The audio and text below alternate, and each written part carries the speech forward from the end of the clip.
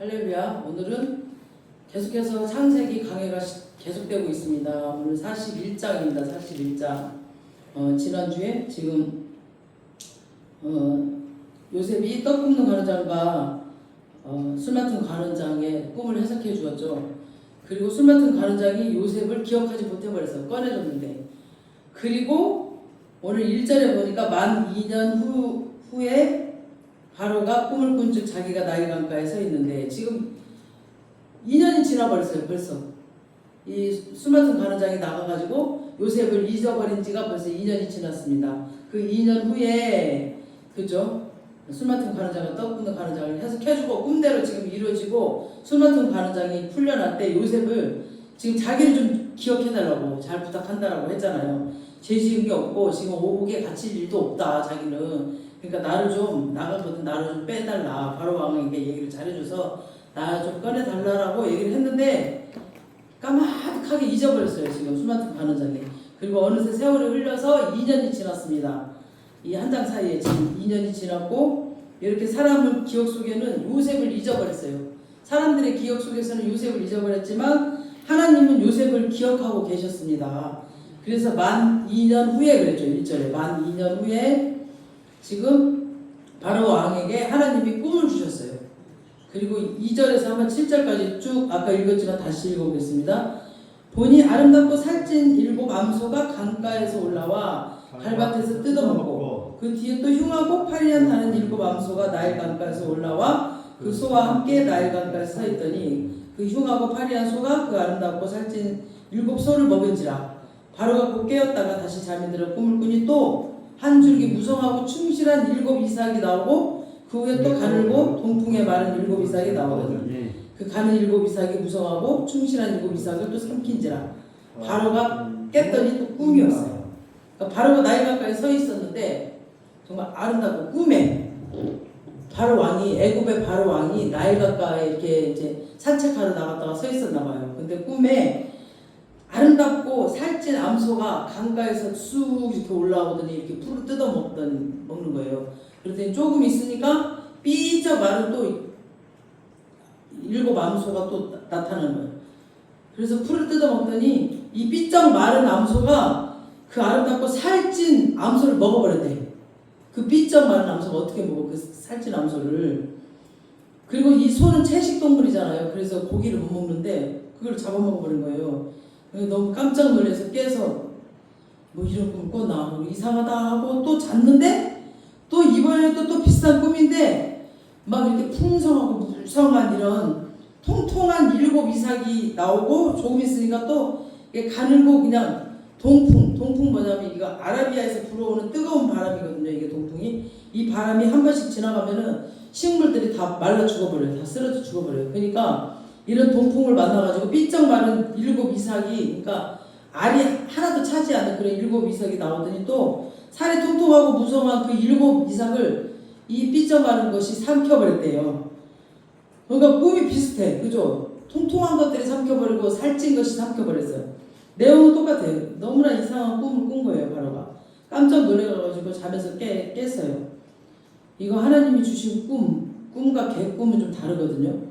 하나님이 주신 꿈은 막 인치듯이 이렇게 딱 뭔가 도장을 찢듯이 생각이 딱 새겨져가지고 절대 잊어버리지가 않아. 그리고 막 계속 머릿속에서 돌잖아요. 이렇게 하나님이 주신. 근데 개꿈은 생각이 안 나. 막 날듯하다. 무슨 꿈 꿨지? 내가 무슨 꿈 꿨지? 그리고 막 헷갈리고 이러거든요.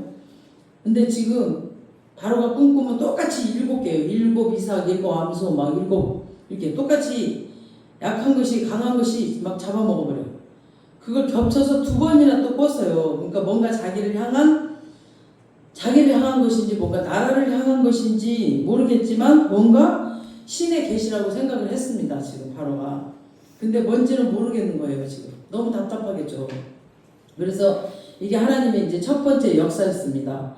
요셉에게 주신 약속을 이루시기 위해서 첫 번째 하는 작업이었습니다. 하나님께서. 그 다음 2번째 하신 작업은 뭐냐면 바로의 마음을 막 번민하게 했어요. 막 너무 마음이 가만히 있지 못하게 하셨어요. 바로가 그냥 개꿈이네 그러면서 그냥 무시해버리고, 그냥 나는 이런 꿈 같은 거 안 믿어 그러면서 넘어가 버리면 어쩔 수 없는데, 그 근데 하나님의 그 마음을 막 번민하게 했습니다. 바로의 마음을. 그래서 그 꿈이 도대체 무슨 내용인지 막 궁금하도록 만드셨어요. 바로의 마음을. 그래서 우리 8절에 한번 보시겠습니다. 8절에 시작. 아침에 그의 마음이 번민하여 사람을 보내어 애굽의 점술가와 현인들을 모두 불러 그들에게 그의 꿈을 말하였으나 그것을 바로에게 해석하는 자가 없었더라. 그러니까 아침에 일어나자마자 너무너무 이제 마음이 막 복잡하니까 점쟁이, 무당, 도에 대해서 아는 사람, 온갖 신접자들, 이렇게 별 보면서 또 막 이렇게 점수를 하는 사람들 있거든요. 그런 사람들 다 불러가지고 꿈을 말하고 풀어보라고 하니까 아무도 해석해주는 사람이 없었습니다. 그러니까 점쟁이나 무당이나 이런 사람들은 아마 평생 했던 직업이잖아요, 이 사람들이. 그러니까 대충 이렇게 풀어줄 수도 있는데 아무도 입을 뻥끗 못하는 거예요. 너무 신기한 일이에요. 입을 떼지를 못해.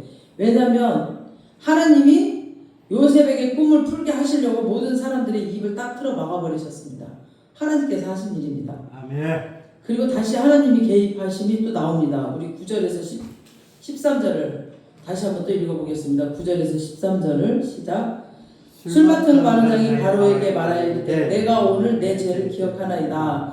바로께서 종들에게 놓아사 나와 떡 굽는 관원장을 친위대장의 집에 가두셨을 때에 나와 그가 하룻밤에 꿈을 꾼즉 각기 뜻이 있는 꿈이라. 그곳에서 친위대장의 종된 히브리 청년이 우리와 함께 있기로 우리가 그에게 말하매 그가 우리의 꿈을 풀되 그 꿈대로 각 사람에게 해석하더니 그 해석한 대로 되어 나는 복직되고 그는 매달렸더라.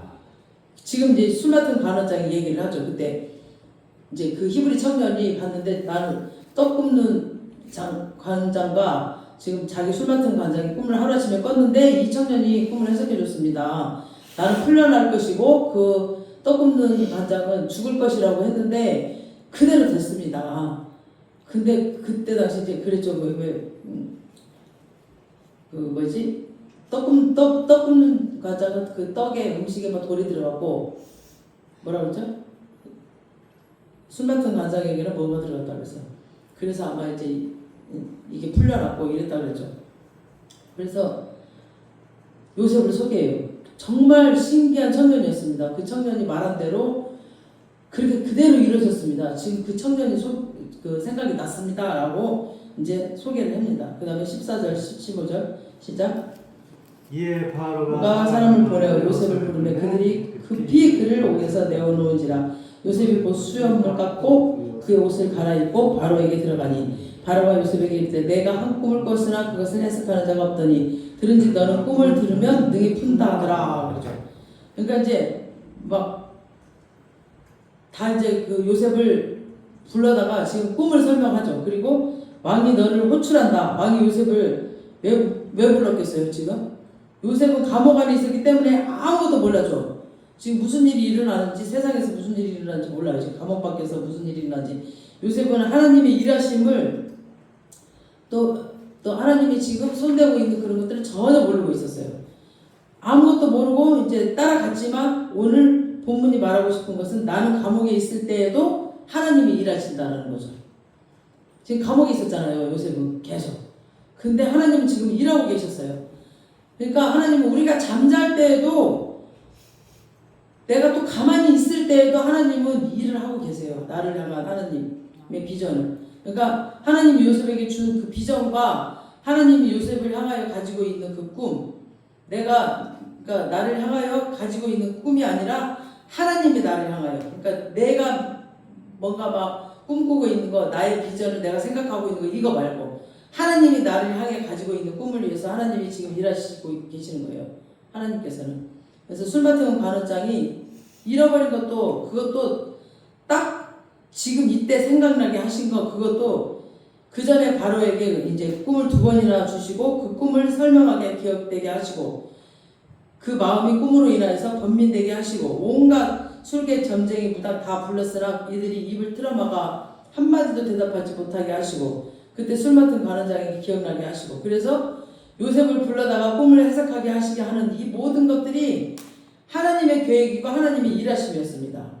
사람이 한 것 같지만 다 하나님이 하신 겁니다. 하나님이 그 사람들을 다 움직여서. 그러니까 하나님은 실수를 하지 않으신 분이십니다. 하나님은 우리를 다 아시기 때문에 우리를 향한 하나님의 꿈과 계획이 다 있으세요. 그래서 술 맡은 가르장은 요셉을 잊었지만 하나님은 요셉을 잊지 않으시는 하나님이십니다. 하나님은 우리를 잊지 않으세요. 우리는 잊어버릴 수도 있지만. 그래서 내가 가는 길이 잘못된 것 같고 뭔가 삐뚤어진 것 같아. 내가 계획한 것이 안 되고 그렇게 준비하고 그렇게 노력했는데 실패하고 잘 나간 것 같이 그랬는데 갑자기 끝나버린 것 같고 내가 기도하고 준비하던 일들이 실패하고 문제들이 안 풀리고 이럴 때 우리는 이런 생각이 들죠. 하나님 왜 나를 이렇게 고통스럽게 하시고 나를 왜 이렇게 괴롭히냐고. 내가 뭐 잘못했냐고. 내가 뭐 잘못했습니까? 하나님 나 여기서 그만둬야 돼요? 왜 나를 실패자로 망쳐놓냐고. 하나님 왜 나를 밀어주지 않냐고 난리를 치죠. 그러나 그건 우리의 생각이에요. 하나님은 이럴 때도 일하고 계십니다. 아멘. 이렇게 실패인 것처럼 보일 때도 하나님 일하고 계십니다. 지금 내가 안 되고 있는 것은 지금 내가 안 돼야 나한테 좋기 때문에 안 되는 것입니다. 지금 내가 실패해야 그것이 내 신앙생활 하는데 유익이고 지금 내가 아픔의 세월이 있어야 내게 유익이기 때문에 하나님이 허락하신 것이기 때문에 좋은 거예요. 재수가 없어서 그런 게 아니에요. 실수로 우연히 그렇게 된 것이 아닙니다. 우리 로마서 8장 28절에 보면 그러잖아요. 하나님이 사랑하신 자 곧 그 뜻대로 부르심을 입은 자들에게는 모든 것이 합력하여 선을 이룬다고 하셨습니다. 그러니까 좋게 하시려고 하나님이 끌고 가는 과정입니다. 아멘. 다 눈에 보기 좋은 것만 좋은 게 아니에요. 우리가 눈에 보기 나쁜 것도 하나님은 그 일 가운데 이뤄가시려고 하시는 거예요. 그러면 하나님이 나를 이끌어 가시고 나를 기억하고 계시니 실수가 없으시는 하나님을 인정하시고 믿고 신뢰하고 따라가시기 바랍니다. 하나님이 지금도 일하고 계시면 믿고 인내하며 따라가면 됩니다. 지금도 일하고 계세요. 하나님 뭔가 큰 계획을 갖고 계시고 지금도 일하고 계세요. 우리는 내가 나를 향한 계획 생각이 있어요. 내 생각이 있고 내가 계획하고 있는 것들이 있어요. 그런 것들이 내 생각대로 내 계획대로 100% 다 이루어졌다면은 우리는 아마 인생 망쳐버렸을 겁니다. 아마 정말 그거 생각하면 끔찍합니다. 여러분 한번 생각해 보세요. 저는 지난날 생각해보면 끔찍해요. 정말 결혼도 내가 생각했던 대로 결혼했다면 아마 망쳤을 것 같고 내 꿈도 계획도 100% 내 꿈, 내 계획대로 됐다면 진짜 다 망쳐버렸을 것 같아요. 하나님이 이렇게 인도해 주셨으니까 내가 그나마 이렇게 살고 있는 것 같아요. 지금 하나님이 인도해 주시고 그때 내 기도 응답 안 해주시고 이렇게 이끌어 주신 게 너무 감사한 거죠. 아마 그때 내가 기도했던 거 응답해 줬으면 아마 나는 인생 망쳤을 겁니다. 아마 우리는 엄청난 교만에 빠져가지고 엄청난 지옥 같은 세상에서 그것이 지옥인지도 모르고 띵까띵까 살고 있을 거예요. 그게 좋다고 그러면서 뜻이 하늘에서 이룬 것 같이 땅에서도 이루어지고 그 뜻, 그 계획을 이루기 위해서 하나님이 일하고 계시는 겁니다. 이 땅에서 잘 먹고 잘 사는 게 그게 문제가 아니에요. 하나님의 뜻이 이루어지는 게 중요한 겁니다. 요셉에게 17살 때 주신 꿈을 이루시려고 일하고 계시는 그 멋진 하나님이십니다.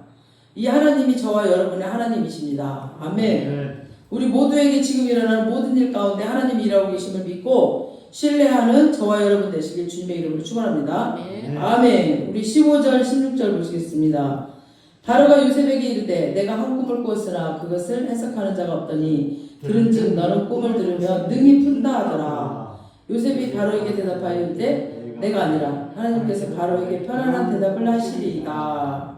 아멘. 드디어 지금 바로 왕과 요셉이 처음 만났습니다. 지금 인간적으로 볼 때 요셉을 보잘것없는 사람, 감옥에서 이제 이렇게 지금 수염 깎고 이렇게 나온 사람, 아무도 인정해주지 않는 사람이지만 영적인 거부예요. 영적인 거부. 또 한 사람은 누구냐면 그 당시 온 세계를 지배했던 세상에서 제일 가는 왕 중의 왕, 파라오 왕이에요. 세상에서 제일 가는 왕. 이 두 사람이 딱 만났습니다. 바로가 요셉에게 먼저 물어보죠. 내가 이상한 꿈을 꾸었는데 아무도 지금 해석해주는 사람이 없다. 지금 내가 소문을 듣자니 너는 꿈을 잘 푼다고 하던데 라고 하니까 요셉이 대답을 하죠. 뭐라고 그래요? 아이고 천만에요. 이건 내가 하는 게 아니라 내가 믿는 하나님이 바로 왕의 꿈을 잘 풀어주실 겁니다. 지금 자기를 드러내지 않아요. 지금 하나님께서 바로에게 편안한 대답을 해주실 겁니다. 라고 대답을 합니다. 여러분 하나님을 드러내셔야 됩니다. 우리 삶 가운데 당신 잘한다면서요. 장로님, 너무너무 이 손재주가 좋아요. 너무너무 잘 만들고 너무너무 좋은 것 같아요. 이랬을 때 아니요, 하나님이 나에게 그 달란트를 주셨습니다. 하나님이 하신 겁니다. 라고 이렇게 하나님을 드러내셔야 됩니다. 아멘? 네. 그러니까 꿈이요, 맞아요. 나 꿈 잘 풉니다. 라고 했다면 나중에 바로가 또 애국 사람들이 또 나중에 이스라엘 사람들이 출애굽할 때도 하나님을 알지도 못하고 하나님을 따르지도 않았을 거예요. 자기 자랑을 했으면. 근데 바로가 하나님을 알지도 못했을 것이고 또 사람들이 하나님을 몰랐을 겁니다. 하나님을 드러내지 않았다면 요셉이. 지금 요셉은 하나님을 증거하고 있어요. 하나님이 꿈을 주셨으니 푸시는 이도 하나님이시라고 지금 하나님을 자랑했더니 나중에 요셉이 꿈을 다 풀어줬을 때 왕이 뭐라고 그러냐면은 우리가 어떻게 이와 같이 하나님의 신에 감동된 자를 만날 수 있으리요 하면서 요셉을 국무총리로 딱 세웁니다.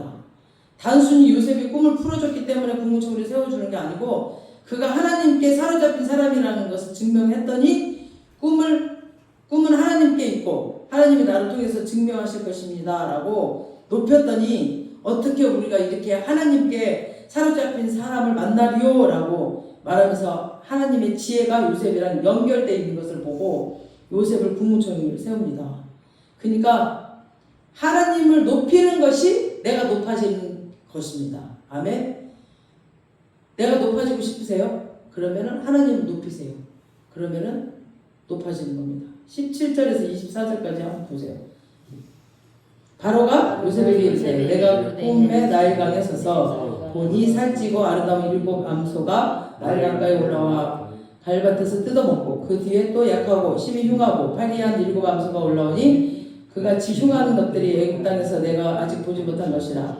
그 파리하고 흉한 소가 처음에 7 살찐 소를 먹었으라 먹은 듯 하지 아니하고 여전히 흉하더라. 내가 곧 깨었다가 다시 꿈에 보니 한 줄기에 무성하고 충실한 7 이삭이 나오고 그 후에 또 가는 곳 동풍이 마른 7 이삭이 나더니 그가 그 가는 이삭이 좋은 7 이삭을 삭히더라. 내가 꿈을 점술가에게 말했으나 그것을 내게 풀은 자가 없었더라. 지금 꿈 얘기를 또 다시 한번 해줘. 지금 내가 나일강에 있었는데 살찌고 아름다운 암소가 막 나오더라. 근데 조금 있으니까 막 삐리삐리한 삐쩍 마른 암소가 또 7마리가 올라오더니 그 삐쩍 마른 것들이 그 살찐 것을 잡아먹더라. 그리고 이상하다 하고 또 다시 잤는데 또 막 풍성하고 막 통통한 이삭 7이 또 보이더니 조금 있으니까 막 그 이삭이 삐쩍 마른 동풍, 그러니까 막 동풍을 맞은 이 이삭이 삐쩍 마른 것들이 또 보이더니 그 이삭이 또 통통한 이삭을 먹더라라고 또 아까 말했던 그 꿈 이야기를 또 하죠. 그리고 25절부터 요셉의 꿈을 해석을 해요. 바로의 꿈은 2가지지만 한 내용입니다. 하나님이 앞으로 하실 일을 바로 당신에게 보여주실 겁니다 라고 얘기를 하고 26절 보세요. 26절에 시작. 7 좋은 암소는 7회요. 7 좋은 이삭도 7회니 그 꿈은 하나라. 그러니까 7 좋은 암소, 7 좋은 그 이삭도 다 7회. 그러니까 7년을 뜻한다라는 거죠. 7년. 7 좋은 7 이삭. 7년인데 풍년이다라는 거죠. 그리고 27절은 파리하고 흉한 7소와 7 이삭은 그것도 7년인데 7년 흉년이라는 거예요. 흉년. 그리고 29절에서 32절 한번 보겠습니다. 또 29절에서 32절 시작. 애굽 땅에 7해 큰 풍년이 있겠고 후에 7해 흉년이 들므로 애굽 땅에 있던 풍년이 다 잊어버리게 되고 이 땅이 그 기근으로 망하리니 후에 든 흉년이 너무 심함으로 이전 풍년을 이 땅에서 기억하지 못하게 되리이다. 32절 바로께서 꿈을 2번 겹쳐 꾸신 것은 하나님이 이 일을 정하셨습니다. 하나님 속히 행하리라. 그러니까 조금 있으면 이제 애굽 땅에 7년 풍년이 있겠고 또 이 풍년이 끝나면 또 7년 흉년이 있을 거라는 거죠. 그러면서 애굽 땅에 있었던 이 풍년을 다 잊어버려요. 그러니까 흉년이 얼마나 심한지 그 7년 동안 있었던 그 풍년을 다 잊어버리게 될 것이다. 그러면서 왕이 2번 지금 꿈을 겹쳐서 꾼 것은 지금 하나님이 이 일을 금방 이룰 것이다. 내년에 바로 이룰 것이다. 바로 이 일이 일어날 것이다. 그러면서 해결책까지 말을 해줘버려요. 어떻게 해결을 해야 좋겠는가? 라면서 해결책을 말을 해줘버려요. 33장에서 37절까지. 시작. 이제 바로께서는 명철하고 지혜 있는 사람을 택하여 애굽 땅을 다스리게 하시고 바로께서는 또 이같이 행하사 나라 안에 감독관들을 두어 그 7해 풍년에 애굽 땅의 5분의 1을 가두고 그들로 장차 올 풍년에 모든 곡물을 거두고 그 곡물을 바로의 손에 돌려 양식을 위하여 각 성읍에 쌓아두게 하소서. 이와 같이 그 곡물을 이 땅에서 저장하여 애굽 땅에 임할 7해 흉년을 대비하면서 땅이 6년으로 말미암아 망하지 아니하리이다. 바로와 그의 모든 신하가 이 일을 좋게 여긴지라. 아멘. 그러니까 지금 풍년 때에 그 풍년을 즐기지 말라는 거죠. 풍년 때에 그냥 풍년이다라고 그러면서 그냥 막 먹고 놀고 즐기고 마시고 막 부어라 막 노세 잘 알면서 노세 막 이러면서 막 써버리지 말라는 거예요. 풍년이 지나가면 이제 흉년이 올 거니까 준비하라는 거예요. 준비. 평소에 세금을 이제 10분의 1 냈다면 이제는 20% 내라는 거죠. 그리고 5분의 1을 걷어서 7년 풍년 때에 곡식 저장을 하라는 겁니다. 그래서 이 일을 위해서 지혜롭고 명철한 관리를 하나 세워가지고 그 관리자가 이제 더 많은 관리자를 세워서 이렇게 각 성마다 뭐 전라도, 충청도 뭐 이렇게 뭐 그렇게 경기도 이렇게 각 성마다 큰 창고를 세워가지고 각 창고마다 또 관리를 세우고 이렇게 하라는 거죠. 그리고 관리를 해서 7년 동안 썩지 않을 양식들 또 잘 썩는 게 있잖아. 뭐 오이랑 이런 거 썩는 것은 저장을 못 하잖아요. 그러니까 썩지 않은 뭐 무나 뭐 곡물, 콩이나 이런 것들 있잖아요. 그런 것들 전부 저장하고 준비해라. 그러면은 7년, 6년을 이기고 견디게 되고 살아남게 되고 나중에 이제 세상 돈이 다 바로의 돈이 될 것이다라고 이제 요셉이 해결책까지 쭉 얘기를 해줬습니다. 그랬더니 바로가 이제 놀래가지고 이렇게 지혜 있고 똑똑한 사람이 어디 있냐. 그리고 바로 그 자리에서 즉석해서 국무총리를 시켜버려요. 요셉이 자기가 국무총리 하고 싶어서 지금 말한 게 아니잖아요. 예? 그냥 해결책까지 다 말해줬습니다. 그럼 바로가 이제 알았어. 우리가 이제 알아서 할 테니까 너 다시 감옥에 가라.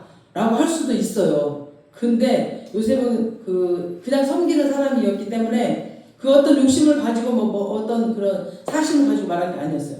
그냥 꿈을 해석해 주는 사람이었어요. 그러니까 아무 사심 없이 해결책까지 다 얘기해 줬더니 바로가 너처럼 지혜롭고 총명한 자가 어디 있겠으며 너처럼 하나님의 신의 감동대자가 어디 있으며 너처럼 앞뒤 계산하지 않고 섬기는 사람이 어디 있겠느냐. 네가 국무총리해라 라고 그 자리에서 인장반지를 빼서 딱 줘버립니다. 그러니까 요셉이 보디발의 집에 있을 때도 또 감옥에 있을 때도 전부 다 그냥 맡아서 일을 했어요. 그냥 그렇게 했던 것처럼 작은 일에 충성하니까 나라 일도 왕이 다 맡겨버리고 돌아보지 않을 정도로 요셉이 충성되고 또 하나님의 신뢰하고 명철한 사람으로 국무총리가 되었습니다. 우리 전도서 3장에 보면은 범사에 기한이 있고 천하만사가 때가 있다고 했습니다. 그리고 날 때가 있고 죽을 때가 있고 뭐 웃을 때가 있고 울 때가 있고 사랑할 때가 있고 미워할 때가 있고 슬퍼할 때가 있고 춤출 때가 있고 돌을 던질 때가 있고 돌을 거둘 때가 있고 막 14가지 좋을 때가 있고 14가지 안 좋을 때를 말하면서 그 3장 10절 11절에 보면 이때를 변형하여 주신다고 하셨어요. 인생들에게 하나님이 좋을 때를 주었다가 안 좋을 때도 같이 주신다는 겁니다. 좋을 때만 계속 주는 게 아니라 안 좋을 때도 주신다는 겁니다. 좋을 때만 계속 있으면 인생이 재미가 없잖아요. 그리고 그 살맛이 안 나잖아. 그러니까 그걸 하나님이 때를 따라 주신다는 거죠. 우리가 볼 때는 이게 안 좋을 때인데 하나님 보시기에는 이게 우리한테는 좋을 때예요. 우리가 안 좋을 때인데 그러기 때문에 허락하신다는 거죠. 그러니까 우리가 보기에 안 좋을 때라고 그게 안 좋은 게 아니라니까. 이걸 거쳐야 된다는 거죠. 그래서 전도서 7장 14절에 보면 형통한 날에는 기뻐하고 공고한 날에는 되돌아보아라 그랬어요. 그래서 하나님이 이 두 가지를 변해가사 사람이 그의 장래일을 능히 헤아려 알지 못하게 하셨다라고 하셨습니다. 그러니까 하나님은 한 개인을 이끌어갈 때도 한 가정을 이끌어갈 때도 한 교회나 한 나라를 이끌어갈 때도 세상과 육적으로 좋은 때 풍년의 때를 주신다는 거죠. 한때 좋았죠. 우리 장로님도 한때 그냥 막 한 20년 전에 엄청난 돈을 벌고 풍년의 때가 있었죠. 그때 저장해 놨어야 되는 거죠. 그때 부하라 말아 쓸 게 아니라 그리고 막 써버린 게 아니라 흉년의 때를 저도 마찬가지고 그러니까 사람이 그런 좋은 때가 있으면 나쁜 때도 있다는 거죠. 내가 노력한 거에 비해서 막 돈이 막 저절로 들어올 때가 있어요. 막 노력하지도 않았는데 막 들어와. 이런 풍년의 때가 있어요. 이럴 때 내가 잘나서 그런 줄 알고 막 부어라 마시라 흥청거리고 막 살면 안 된다는 거죠. 조금 있으면 7년, 6년이 온다는 거죠. 하나님은 모든 인생을 그렇게 이끌어 가셔요. 필리핀이 옛날에는 우리나라보다 엄청 잘 살았다면서요. 예? 그랬어요? 지금 우리나라 물가 10분의 1밖에 안 돼. 지금은 필리핀이. 그러니까 필리핀도 그 풍년의 때에 잘 유지했어야 되는데 그런 거죠. 우리나라가 지금 엄청 잘 나갈 때 IMF가 와가지고 지금 애들이 막 점심도 굶는 애들이 생기고 회사들이 망하고 이럴 줄 누가 알았어요. IMF가 올 줄 누가 알았어. 그죠? 나라도 잘 나갈 때가 있고 또 못 나갈 때가 있습니다. 나라도 그래요. 근데 개인도 마찬가지예요. 어떤 사람 정말 잘 나갈 때가 있고 정말 힘들 때가 있어요. 잘 나갈 때가 있고 팍 망할 때가 있습니다. 하나님께서 은혜를 주시면 그때 막 흥청으로 막 살면 정신을 못 차린다는 거죠. 그러니까 성경의 원리는 풍년의 때에 절제하고 구제하는 일에 쓰고 선교하는 일에 쓰면 하나님이 7년 풍년을 오래가게 하신다는 거죠. 그 7년 풍년을 오래가게 하신대요. 그러나 그때 부어라 마셔라 하면 그 7년 풍년이 오면 이제 7년 흉년이 와버리면 그때는 못 일어난다는 겁니다. 다시 7년 풍년이 또 오는 게 아니라 못 일어난다는 거죠. 못 일어난대. 영적으로도 똑같습니다. 물질적으로도 그렇고 세상적으로도 그렇고 영적으로 더 그렇습니다. 개인도 그렇고 나라도 그렇고 기독교가 딱 들어가면은 무조건 7년 풍년 주셔요. 개인도 그렇습니다. 처음에 예수 믿으면은 그 심령에 7년 풍년이 있어요. 막 예수를 만나지 않는 사람 말고 그냥 교회 다니는 그런 사람들 말고 진짜 예수님 딱 만난 사람을 말하는 거예요. 지금 7년 동안 그 심령에 7년 풍년이 임해요. 엄청난 하나님의 사랑에 빠져. 그건 내가 신앙이 좋다라고 생각하지 마세요. 그건 착각이에요. 처음 하나님 만난 사람에게는 하나님이 강제로 은혜를 막 부어주셔. 그래갖고 말씀을 부어주시고 성령을 부어주시고 막 마음이 확 열려서 막 신앙이 쫙 들어오도록 7년, 6년의 때가 있습니다. 이 은혜가 계속되는 게 아니라 보니까 그렇죠. 우리 아들도 보니까 막 한참 막 그런 은혜가 받을 때 있었는데 지금 막 떨어져 버렸어 은혜가. 그래서 이 은혜의 때, 풍년의 때 예배해 놓은 사람은 7년, 6년이 올 때 견디고 살게 해서 다시 그 사람을 풍년으로 돌아오게 합니다. 그러니까 저 같은 경우는 풍년의 때에 계속해서 그걸 예배하니까 지금까지 계속 말씀을 기도를 이어가고 있잖아요. 그러니까 이 풍년의 때를 오래가게 하셔. 근데 풍년의 때에 그걸 예배하지 않고 내버려 둬버리면 흉년의 때에 딱 넘어져 버려요. 일어나지 못해. 나라도 마찬가지예요. 최초로 기독교 국가가 들어간 나라가 예루살렘이거든요. 예루살렘에 처음에 기독교 들어갔잖아요. 예수님이 오셔서. 유대교에서 최초로 교회 기독교가 정말 시작된 곳이 예루살렘입니다. 오순절 마가의 다락방에서 그 120명이 기도할 때 막 성령이 막 아버지가 그 약속하신 것을 기다리라는 그 말씀을 듣고 기도했을 때 막 하늘문이 열리고 하늘에서 성령이 불의 혀가 갈라지는 것 같이 막 바람 소리와 각 사람 위에 성령이 임했고 그들이 각자 방언을 했죠. 방언을 하고 예언하고 막 베드로 같은 경우는 한 번 설교하면은 막 3,000명, 5,000명이 돌아오고 막 이런 일들이 일어났습니다. 그런 성령의 각권적인 역사가 일어나고 은혜 받은 사람들이 그 사람들이 막 흩어져가지고 다 여기저기 전부 다 풀어져 가난한 사람들에게 나눠주고 교회 헌금하고 선교사를 파송하고 날마다 교회 모여서 막 은혜를 누리고 그런 세월이 있었습니다. 그러다가 예루살렘에 7년 풍년이 왔어요.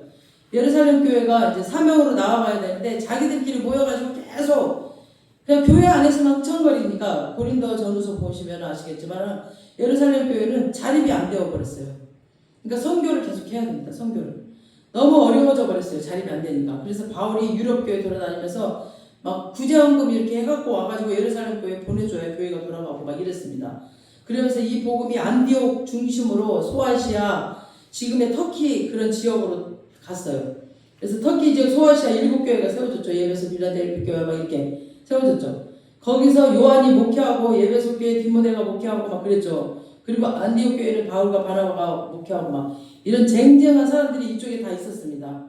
하나님의 성령의 역사가 강권적으로 역사를 했을 때 그때 당시는 엄청났습니다. 그러나 지금 현재 터키 보세요.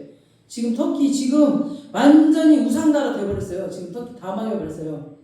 그러니까 풍년의 때가 있으면 풍년의 때가 있다니까. 지금 거기에 복음을 제대로 전했다가는 맞아 죽어버려요. 터키를 지금은. 그러니까 복음을 바로 전하면 오다가다 찔러 죽어버려요. 지금은 교회가 없어요. 거기 터키. 그때 당시 있었던 7교회 지금은 하나도 없습니다. 정말 슬픈 일이죠.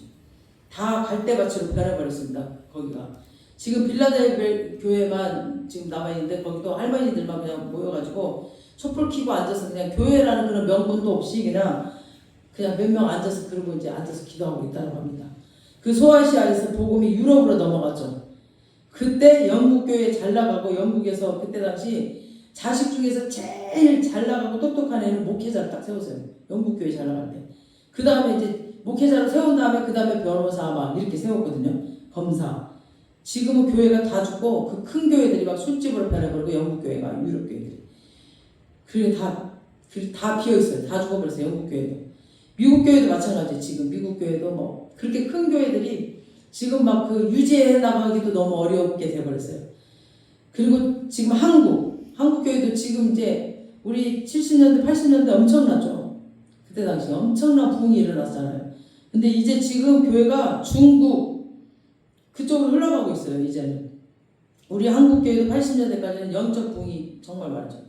교회만 세우면 사람들이 막 몰려오고 우리 어릴 때 보면 어른들은 별로 없는데 저도 기억나거든요. 막 아이들이 바글바글 했어요. 저도 막 교회 두 군데 다녔었는데 어렸을 때 한국교회 기독교 100년 조금 넘은 역사의 모습인데 7년 풍년은 끝나버렸습니다. 이제 한국교회도 이제 흉년으로 접어들고 있습니다. 이제 이 부흥이 중국 아프리카 쪽으로 지금 몰려가고 있습니다. 중국 아프리카 이쪽으로 지금 우리 한국교회 80년대처럼 그렇게 몰려가고 있어요.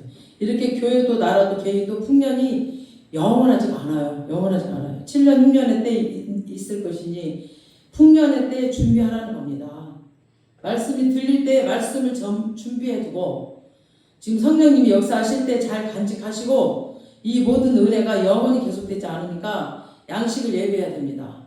우리 영의 양식도 예배해야 돼. 말씀 지금 읽고 있을 때 많이 읽어야 되고 은혜가 있을 때 은혜를 덧입어서 기도하고 은혜가 있을 때 은혜를 덧입어서 성경 읽고 지금 우리가 목요 집회 막 드리고 이렇게 수요 예배 드리고 지금 사람들이 없지만 우리가 이렇게 일주일에 3-4번씩 모여서 기도하고 예배하고 이거 지금 우리가 은혜의 때고 풍년의 때입니다. 우리가 이때 우리가 정말 감사하면서 영의 양식을 준비해야 됩니다. 우리에게 또 흉년의 때가 올 때가 있어요. 우리가 이렇게 예배를 못 드릴 때가 올 때가 있을 것이고 예배를 드리고 싶어도 못 드릴 그런 때가 있을 거랍니다.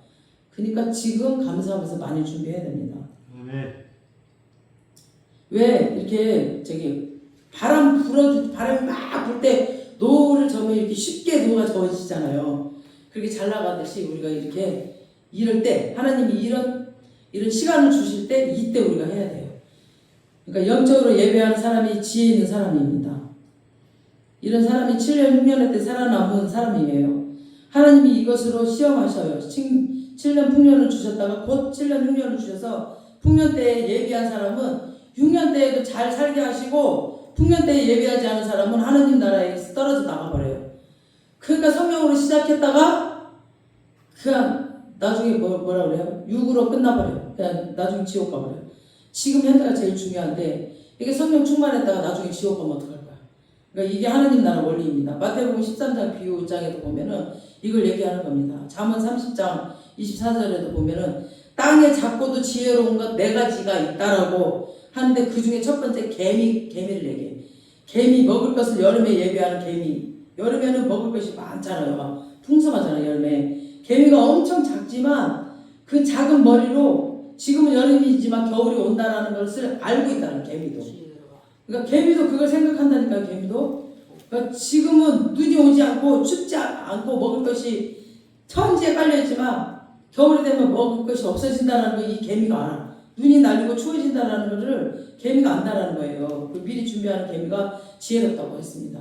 그러니까 하나님의 말씀을 먹을 수 있을 때 많이 먹어야 되고 기도할 수 있을 때 은혜가 될 때 이때를 놓치지 말고 기도해야 됩니다.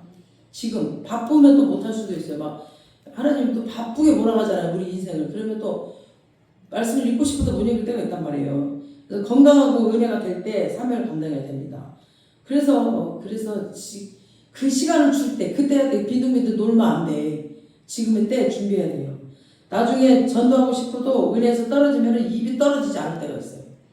그러니까 평생 상급 은혜 받을 때 그때 그 상급을 우리가 쌓아야 돼요. 7년 풍년 그때 평생 상급 다 쌓입니다. 그 풍년의 은혜가 떨어져 보세요. 성경 절대 안 읽고 절대 기도 안 합니다. 하고 싶어도 안 돼. 사람이. 절대 복음 못 전하고 입 딱 다물고 살아요. 평생 상급이 7년 동안에 다 풀어집니다. 그때 양식을 예비하면 내가 살고 다른 사람을 또 살려요. 나만 사는 게 아니라 다른 사람도 살려요. 이 양식을 준비해서 요셉과 애굽 나라가 살았습니다. 그리고 이웃 나라 사람들을 살렸죠. 요셉이. 그리고 온 세계에서 양식 구하러 막 몰려들었을 때 온 세상을 살려냈습니다. 요셉이. 하나님은 우리에게 주신 꿈과 비전과 계획을 이루기 위해서 내가 잠자고 있을 때도 일하고 계시는 하나님이십니다. 아멘. 그래서 나는 전혀 이 상황이 왜 벌어졌는지 몰라. 왜냐면 감옥에 있었어. 그냥 나는 몰라. 자고 있었고 몰랐어. 그냥 가만히 있었기 때문에. 그러나 하나님은 밖에서 일하고 계십니다. 지금 나는 이 교회 안에서 계속 말씀만 보고 기도만 하고 있어요. 하나님이 그때를 나에게 주셨기 때문에 하루에 막 60장, 70장 읽어요. 그리고 기도 막 하고 있고 계속. 근데 하나님은 지금 밖에서 계속 일하고 계세요. 저는 몰라요. 사람을 통해서 지금 역사하고 계세요. 그러니 사람을 너무너무 의지하지 마세요. 사람 의지하면 안 돼요. 그리고 사람한테 감사할 필요도 없어요. 하나님 하고 계시니까. 사람이 아니라 지금도 일하고 계시는 하나님께 감사하고 하나님을 의지하시기 바랍니다. 그분께 내 발걸음을 신뢰함으로 내어 맡기시기 바랍니다. 그 다음에 7년 풍년을 주신 하나님이 곧 7년 흉년도 주세요. 그 흉년의 때에 살아남고 지혜롭게 살려면 7년 풍년 때에 마냥 누리지 말고 곧 흉년이 오겠구나 하고 양식을 예비하는 지혜로운 종들이 다 되시길 주의 이름으로 축원합니다. 아멘. 아멘. 자, 이 시간 우리 기도하시겠습니다. 하나님, 내가 지금 낙심